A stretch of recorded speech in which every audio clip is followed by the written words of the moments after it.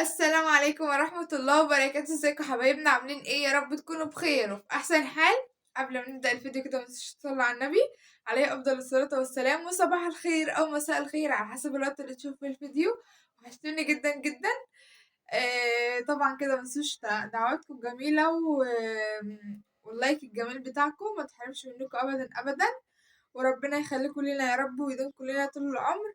ومتنسوش اللايك كده والاشتراك في القناة وتفعلوا الجرس عشان يوصلكوا كل جديد بنعمله وهنعمله ان شاء الله. خليكم معانا كده دايما. انا عاوزه اقول لكم بقى ان انا بعمل مطلوب مني ان انا اعمل مقدمه، اعملها ازاي ليه بقى مش عارفه. احمد قال لي اعمل لي مقدمه وانا جايه اهو، هو بلبس وانا جيت من المدرسه لقيته بيقول لي البسي كده نطلع نتمشى بالتوك توك شويه. فقلت له فين احنا رايحين فين؟ طيب قال لي بس اطلعي نتمشى بالتوك توك شويه. فهنشوف بقى ايه احنا رايحين فين، واحمد زواته جاي. انا جيت اهو قايلين لي يا جماعه والافضل اسماء وانا كمان. السلام عليكم. النهارده بقى يا جماعه نعمل لهم مفاجاه، هما الاثنين نفسهم. انا قلت لام هاجر قبل ما امل تيجي من المدرسه على فكره جهزي كده عشان ايه، هنطلع كده خدكوا لفه كده بالتوك توك. معرفش مستعجل عايز يوديني مش عارفه فين. رايحين مش فين عارف بقى، انا نفسي مش عاوز عارف. تودينا طب فين؟ ما تاخد مراتك وتروح. وانت يا ام هاجر خدي البركه. لا انا ولا بركه ولا حاجه، انا عايز انت اللي اقعد في هتحاسبي البيت. يا ام هاجر، انت اللي هتحاسبي يا لا انت رايح غاليه. تشتري حاجه بقى ولا ايه؟ لا ما انت هتحاسبي على اي حاجه احنا هنشتريها وخلاص. بتقول هنتمشى، انت بقول لك انت وحتى موديني فين؟ التمشيه بفلوس والتمشيه اليومين دول ببلاش. استنونا بقى كده يا جماعه في جوله النهارده ان شاء الله تعجبكم، وان شاء الله أمولة تطلع مرضيه من الجوله دي، وام هاجر كمان ان شاء الله هتطلع مرضيه من الجوله دي. ربنا يستر. استنونا الله كده اعلم يسترها يا رب. هيا بنا الى الجوله. يلا اما يلا نشوف بينا. احمد مودينا فين. هنا بقى كده يا جماعة بعد ما وصلنا المحل بقى معرفتش اصور لكم يعني وانا بجيب كل حاجة وانا بختار كده، لان المحل كان زحمة خالص الصراحة والله. فدول اللي انا جبتهم، وقولولي بقى كده رأيكم ايه. وجبت بقى ايه شوية الحاجات دي، ومروح بقى ايه هفرجكم عليها كلها، ويا رب تعجبكم بقى كده زي ما هي عجبتني. وانا طبعا بقى ايه قلت احمد ما كانش عاوز يجيب حاجه لنفسه، فقلت له لا ما ينفعش هجيب ليا وليك. فجبت له بقى ايه يا جماعه، اخترت له بقى ايه, بنطلون كده. شوفوا البنطلون الجينز ده تلج كده يا جماعه فاتح، وجبت له التيشيرت ده وبعدين بنطلون اسود عليه عشان يكون لايق عليه كده. تمام، فانا اللي اخترتهم له. وبصوا التيشيرتات دي كانت جميلة جدا والله، كانت تحفة جدا، وكل حاجة كانت في المحل جميلة. ف قوليله كده رأيكم ايه. وهنا احمد اهو كان بيقيس البنطلون جوه الاسود، فقلت له قيسه الاول لان المكان بعيد فمش هنعرف بقى ايه ان احنا نرجع تاني يعني وكده. تمام، هنا بقى كده كنا خلصنا وكنا بقى رايحين بقى يا جماعة ايه نتغدى بقى كده ونهيص على نفسنا شوية. هنا بقى كده ركبنا التوك توك وكنا في طريقنا الى بقى ايه الى المطعم بقى علشان نتغدى. فخليكم معانا ونشوف هنعمل ايه، نكمل معاكم بقية الفيديو. ازيكم يا جماعه عاملين ايه؟ طبعا قبل اي حاجه انا طبعا النهارده هم ضيعوا عليا يومي، وما عرفتش اصور لكم حاجه جديده النهارده، بس الحمد لله كان معايا فيديو من امبارح قلت هنزله بقى. احمد اخويا لقيته بيقول لي يلا البسي تعالي معانا. يا ابني انا مش فاضيه. اليوم ده والله يا جماعة ما كانش اصلا مترتب له ولا حاجة. انا لقيت احمد بيقول لي ايه تعالي يا امل نتمشى شوية بالتوك كده، قلت هو له قال تعالوا نتمشى شويه بعد ما امل طلعت من المدرسه. قلت له خد مراتك وروح انا هاجي معاكم ليه؟ قال لي بقول لك ايه سيبك من الكلام ده يلا تعالي معايا. اتاري بقى عايزني اروح معاهم عشان اصورهم، وعلشان بقى شايفين عشان مصلحته. لا وبقول لك ايه، بقول لك الغدا هتبقى على حسابك انت. انت هتضربها غدويه وهتحاسبي عليها. غدويه هتحاسبي عليها. ده كمان بيقول لي انت اللي هتغدينا على حسابك، ما يعرفش ان انا جيبي مخروم. بصوا يا جماعه بقى انا هعمل ايه، انا ماليش دعوه، انا جايه كده المهم ان انا اكل وخلاص. على حسابك بقى، على حساب انا ماليش دعوه. انا اديك عينيا يا اموله والله. حبيبتي والله تسلمي. بص لا تاكلوني على حسابكم. بتقول ايه؟ انا اللي اديكوا عينيا واديكوا رجليا. انا بقول لامل، انا قلت لك انت يا احمد. مش عارف ايه اللي اديكوا عينيا واديكوا رجليا. انت اللي بتقول. لا بص، انا برد على امل، انا ما قلتلكش انت، ما قصدكش انت. انا وامل واحد صح يا عموله؟ اه انت تتفقوا عليا بقى، خلاص انا كده ماليش دعوه بيكم بقى. هنا طبعا يا جماعه احنا لسه طالعين من المحل، كنا بنجيب شويه حاجات لامل ما كانش معمول حسابهم. تلاقينا احمد بيقول يلا تعالى ندخل المحل ده اهو. الله يهديك. انا طلعت فجايب لامل بقى شويه الحاجات دول، لما هي تروح بقى هتوريكم الحاجه يعني. هنوريكم بقى يا جماعه كده الحاجه، وقولوا لي بقى رايكم ايه. اما نروح بس معرفش احمد واخدنا ورايح على فين. رايح على فين يا احمد؟ غدوه صغيره كده يعني، مش عايزه تتغدى غدوه مظبوطه؟ لا انا عايزه اتغدى في بيتنا. لا والله. عندنا في بيتنا النهارده سمك. احنا عندنا سمك النهارده في البيت يا جماعه. هتغدينا ايه؟ مش عارف. مش عارف يا عموله، انت تروح تفطري بقى يا عموله، مش عارف اذا كان فول ولا طعميه ولا بتنجان. فول وطعميه؟ لا انا هروح اكل في بيتنا سمك. لا ده احنا نروح ناكل سمك بقى. فول وطعميه وبتنجان واروق عليهم ومخلل. يلا تمام. انا بقول لك يلا. ده انت الخروجه معاك مش حلو.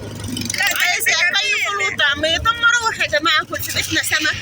في بيتنا شويه رز سمك كده، رز وسمك معتبرين. ايوه من ايد ماما كده. والله لو عايزين تخدونا انتوا بقى ودوكوا عند واحد كويس عنده وجبات كويسه برضه. لا احنا مش عاملين حساب الغدا النهارده، انت قلت لنا هنتمشى شويه. قلت لنا احنا هنتمشى ولا كنا جايين. ما نعرفش انت مودينا فين ولا واخدنا على حساب فين. لاي حاجه. يعني ما فيش هتتغدوا؟ يعني مش عاملين حساب مش هتتغدوا؟ انت اللي هتلاقيك عامل لف بالتوك توك يا احمد وروحني. اي حاجه بتاعت خساره ما اقدر شايل ايدك منها. ما بحبش الخسائر انت عارف. يا لهوي، ده دلوقتي يقولوا عليا بخيله ولا ايه؟ طبعا احمد مودينا في طريق غير طريقنا خالص. مش عارفه هو لسه والله هيودينا لغايه فين، هو مش راضي يقول لنا انا هوديكم فين. روحين. احنا طبعا يا جماعه روحين. مروحين. هو احنا غيرنا اتجاه طريقنا ولا ايه؟ واحنا في النص. مش اتغديتوا ورحمة ربنا؟ احنا لسه ما اتغديناش. مش انتوا مش عاملين حسابكم؟ بصوا يا جماعه، احنا كنا عايزين نصور معاكم يعني لما دخلنا المحل وكده، وبس بصراحه طلعنا زحمه، فقلنا مش مشكله بقى اما امل تجيب الحاجه اللي جابتها ديت هتوريها لكم لما نروح البيت وكده. صور لكم بقى كده وقولوا لنا بقى كده رايكم، ويا رب اللي يعجبكم. ماشي، وبحبكم قوي. ربنا يخليكم لنا يا رب، وما نتحرمش منكم ابدا ابدا. كل الناس الجميله اللي متابعينا، كل الناس اللي بتحبنا على راسنا من فوق، احنا كمان بنحبكم قوي. فبصوا احنا هنفصل دلوقتي، ما اشوف احمد هيودينا فين وبعدين نرجع لكم تاني. ماشي يلا. ماشي يلا. البابا. البابا مين ده؟ اوه لا والله، لا يا جماعه، العزومه شكلها جامده. احمد اخويا مودينا بيقول لي البابا. بابا مين يا احمد؟ البابا. شكله كده يا جماعه النهارده هيغدينا في البابا. طبعا البابا ده مشويات بقى وما اقولكوش. امل اصلا بتقول انا جعانه من ساعتها. بتقيس في الهدوم واحنا في المحل وبتقول لي انا جعانه. قلت لها انت بتقيسي في الهدوم ولا جعانه؟ قالت لي يا جماعه. وايه بقى، انا عامله حساب بقى تقريبا قلبي كان حاسس وبطني كانت حاسه ان احمد هيودينا بقى مشوار كده وياكلنا، فما كانش جاي نفسي الصبح اكل، فعشان لما اروح بقى اكل بقى. جت من المدرسه بقول لها اعملي لك سندوتش يا امل، كلي لك سندوتش على ما نتغدى. قالت لي لا ماليش نفس. شوفوا بقى حسها بقى يا جماعه. ده انا حظي غاسله بطنها بقى كده منضفاها عشان تتغدى. عشان اكل اكل بقى. اسمعي كده يا امل، يقول ده انت يعني يقول عليها اكل. انت مودينا منين؟ عند الباب. عند البابا. يلا كده يا جماعه اما نشوف احمد اخويا يعمل فينا ايه النهارده. يلا خليكم معانا، احنا مستسلمين النهارده، مستسلمين. اهم حاجه ما يقولناش ما يقولناش حسنا. ايوه علي بص علي يقول ايه؟ علي يقول ايه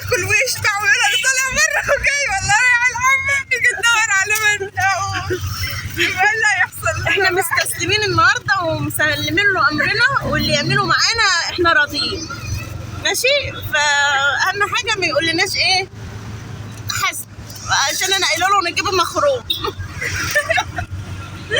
يلا كده بقى لما نوصل هنرجع لكم تاني. هنودي الاكياس دي فين يا جماعه؟ قولوا لنا. احنا لو سيبنا الاكياس ودخلنا المحل. طبعا البابا اهو.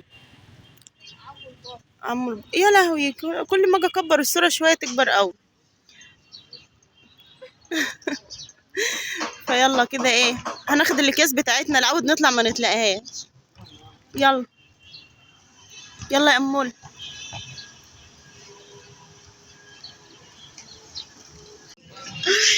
الاستاذ احمد واموله كده.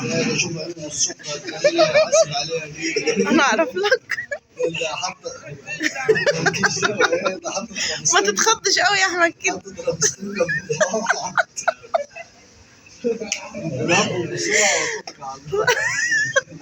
انا حاسه ان انت كشيت في بعضك يا احمد.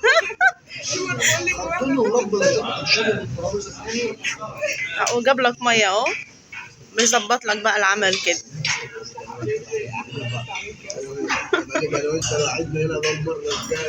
وحد قال لكم ان انا كنت عايزه اجي؟ خلاص انا بقول لك الله يكرمك كده مؤجر بالمود بتاعك، مش هيثق معانا في الثقه. انا كنت قاعده اصور لي فيديو احسن من الخروج.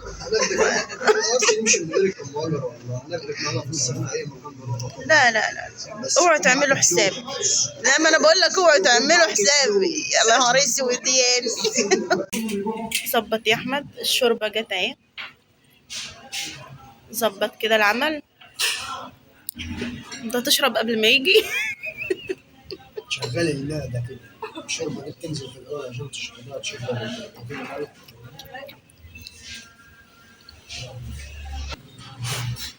ودي شوربه تانية، هم متوصيين بينا بالشوربه اهو. هم شكلهم الطلب بتاعهم شوربه. اشربي يا ام.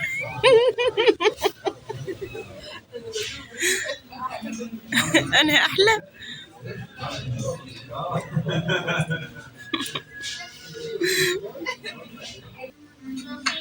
خلاص كده يا جماعه، السفره كملت. ادي كده كفته مشويه اهي. يا سيدي يا سيدي، ده بقى ايه يا احمد؟ احمد قال لنا هعزمكم على ايه؟ على فول وطعميه. دي الفول والطعميه بتاعته يا جماعه. والله مش عارفه اقول لك ايه يا احمد، ما تحرمش منك ابدا. بثبته. ايه رايكم يا جماعه؟ ادي اهو السلطه بقى، والشوربه دي فيها لسان عصفور، وشوربه من غير لسان عصفور، سلطات وكفته ومكرونه وطحينه وجرجير بقى وسلطات وعيش. احمد مستعجل وقاعد ياكل وسايبني.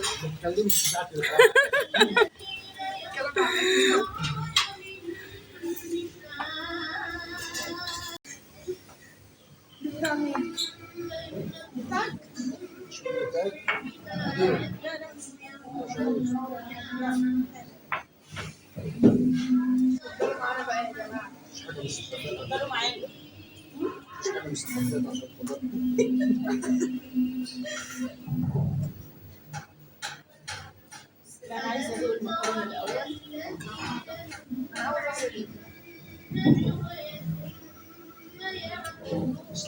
كل حاجه والله. الاكل بصراحه طعمه حلو يا جماعه. ميرسي يا حماد.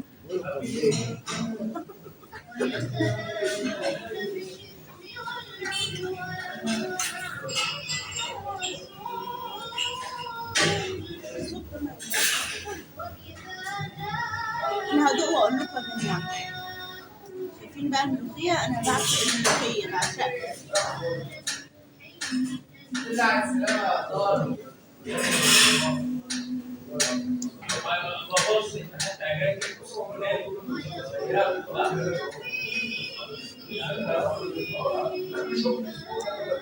جميل جميل، كفتهم حلو. بس طبعا احنا بنعمل في البيت كفته حلوه برضه يعني.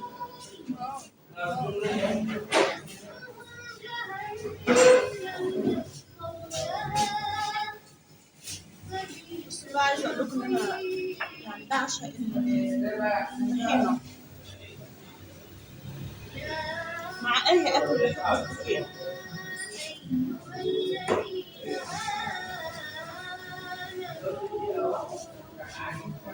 انتوا بتاكلوا ما بتتكلموش خالص كده. مفيش وقت.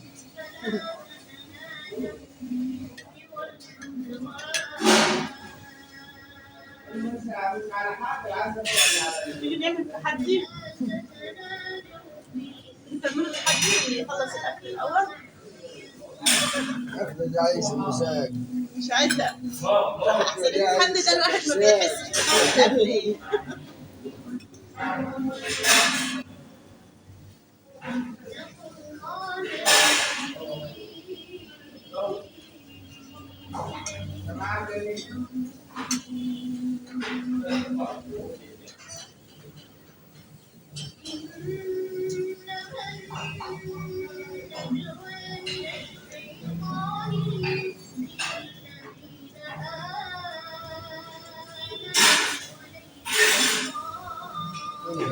كان نفسي كل حبايبي يبقى قاعدين معانا دلوقتي وكان يبقى على حسابهم. كلهم. صرفهم؟ لا مش صرفهم بس مقدار. بصراحة حلو.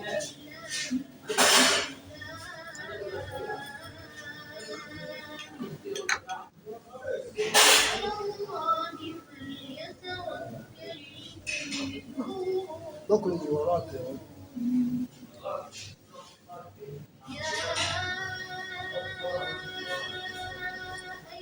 عشان هي كمان بتاكل من وراك.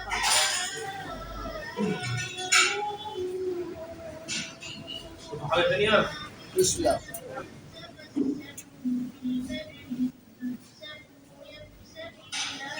بصراحة أنا مش عارفة آكل إيه ولا إيه. الأكل كله حلو. طبعا ما رضيتش اقول لحد احنا رايحين فين. قاعد يقول لنا أكلكم فول وطعمية. قلت له لا روحني يا حبيبي آكل في بيتنا. جيب لك احلى حاجه من الموضوع انت وعمول انا هجيب لك اغلى من فيكم. الشغل ده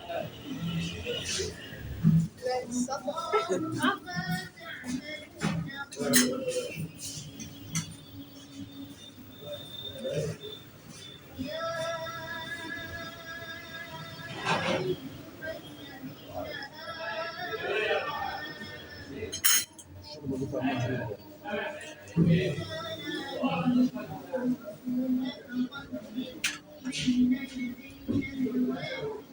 البطارية عندي بدأت ايوه ولا أنا روح بقى انتبه للمفتاح بتاع الكل. باكل على جنب واحد. ممكن بشوف صوت خالص بايظ.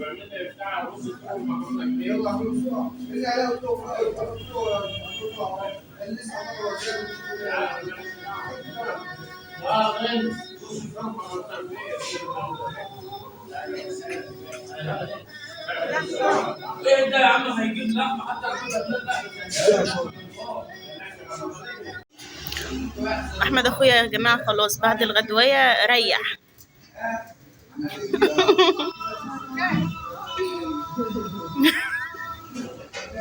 هو خلاص يعني قال الحمد لله.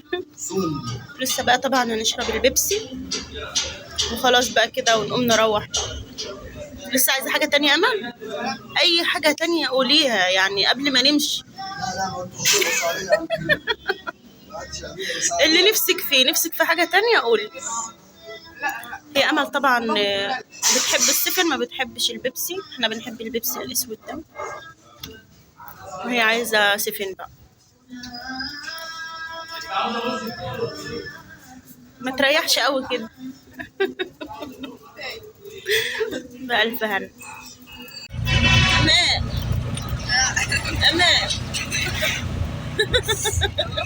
انت عارفه ايه ده؟ خلاص يا جماعه احنا مروحين. حاسين ان احنا عايزين ننام بس والله. قلنا الطعميه حلوين. حلوين حلوين يا احمد، ما تحرمش منك.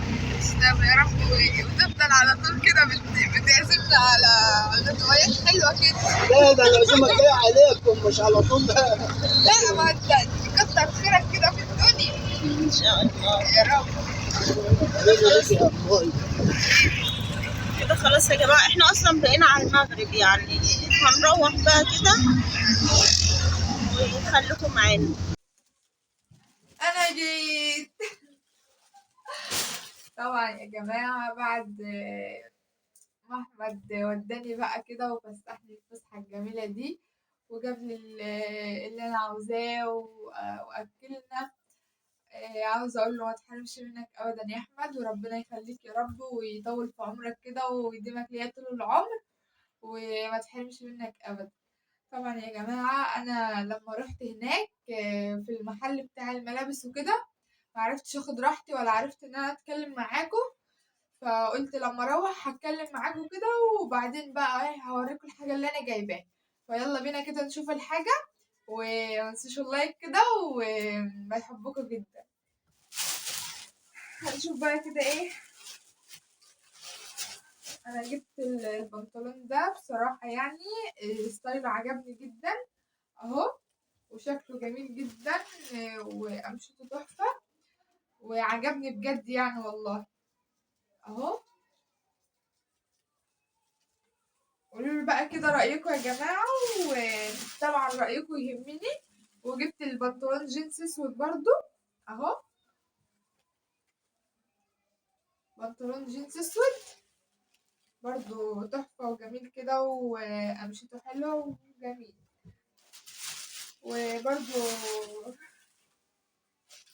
دي جيبة بنطلون اهو، بنطلون يعني بس اللي هو الواسعين دول يا جماعة، بس شكله تحفة جدا وعجبني.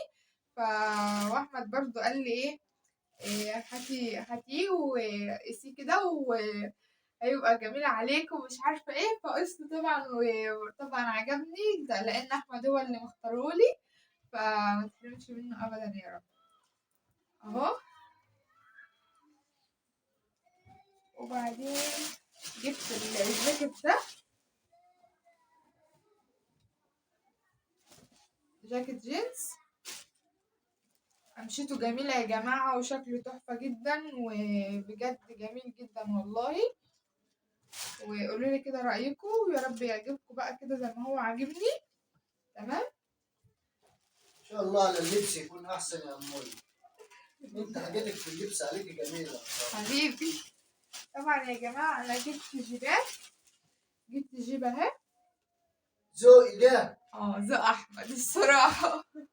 بس ما لقيناش التيشيرت بتاع البودي بتاعه. بس بصوا بقى يا البلوزه جماعة بتاعتها أنا جبت الجيبة بس ما تلاقيتش البلوزة بتاعتها، مفيش حاجة متناسقة هناك معاها، فقلت بقى ايه هجيبها مرة تانية وان شاء الله هوريها لكم برضو لما اجيبها، وهجيب حاجة تليق على الجيبة يعني لان ما تلاقيتش حاجة هناك لاقية على الجيبة وكده.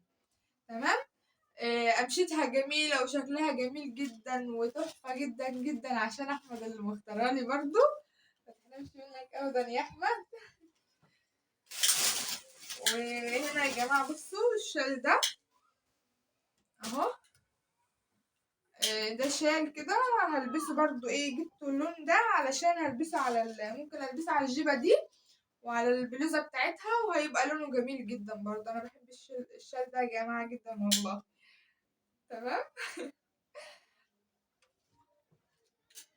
طبعا بقى كده حاجاتي خلصت. تمام احمد بقى يا جماعة قلت بقى انا هو هيجيب لي وانا مش هجيب له، قلت له لا طبعا انا هجيب لك يا احمد. تمام اهو انا ما كانش عاوز يا جماعه، كان عاوز يجيب لي وما يجيبش لنفسه، قلت له لا انا اللي هجيب لك، انا هجيب لك انا بقى، وجبت له بقى الحاجات دي على ذوقي وطبعا عجبته جدا. عجبتك امال ايه؟ حبيبي يا احمد والله ما تحرمش يقول لك منك كل اللي أبداً. على مزاجك والبس اللي على مزاج مراتك. طبعا يا جماعه جبت له برده بنطلون جينز اسود اهو، قمشته تحفه جدا وشكله جميل، وان شاء الله كده تعيشوا وتدوبوا يا رب وربنا يخليك ليا يا احمد. سامعني؟ حرمش منك ابدا يا عمول. اهو يا جماعة. وبعدين جبت له كمان بنطلون جينز اهو تلجي فاتح خالص الله الله الله. اهو. انت كده هتصيعيني قوي وتبوظيني قوي. انا لا كده ده جميل ما يغلاش عليك يا حبيبي. تسلم ايديك يا عسل. وجبت له بقى كده يا جماعة ايه على البنطلون الاسود الجاكيت ده تحفة جدا يا جماعة. انا وريتهولكم هناك، شوفوا شكله جميل ازاي من جوه. وان شاء الله كده تعيش وتدوبه واجيب لك وتعيش وتدوبه كمان واجيب لك، وربنا يخليك ليا يا رب يا حبيبي. وبس كده حبايب قلبي، وده كان الفيديو بتاعنا النهارده. خدناكم كده يومنا كامل معاكم من بعد ما جيت من المدرسة لحد دلوقتي. احنا المغرب قرب يأذن اهو. فبحبكم جدا وربنا يخليكم لينا يا رب ويزيدكم لينا طول العمر. وده كان الفيديو بتاعنا النهارده. نشوف وشكم على خير الفيديو الجاي ان شاء الله في يوم جديد وفيديو جديد. باي. مع الف سلامة.